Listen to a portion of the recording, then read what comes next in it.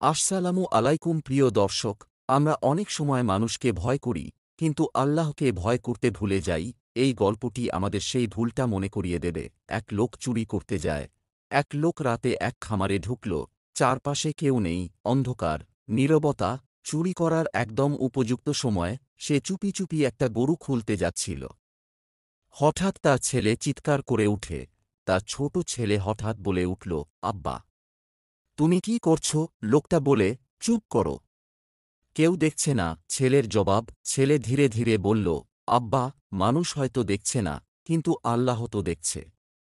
লোকটি থেমে যায়, কাঁদতে থাকে। এই কথা শুনে লোকটা থমকে দাঁড়ায়, তার চোখে পানি চলে আসে। সে কাঁদতে কাঁদতে বলে, তুই আমাকে আজ রক্ষা করলি, আল্লাহ তো সবসময়ই দেখেন। প্রিয় ভাই ও বোন, মানুষ না দেখলেও আল্লাহ সবসময় আমাদের দেখছেন। চলুন আল্লাহর ভয় অন্তরে ধারণ করি, সেই ভয়ই হবে আমাদের নিরাপত্তা। ভিডিওটি ভালো লাগলে লাইক দিন, কমেন্টে লিখুন আপনি সর্বশেষ কবে আল্লাহর ভয়ে কোনো ভুল থেকে ফিরে এসেছেন, আর সাবস্ক্রাইব করতে ভুলবেন না সুপারস্টার গাওয়ারি চ্যানেলটি। আসসালামু আলাইকুম ওয়া রাহমাতুল্লাহ।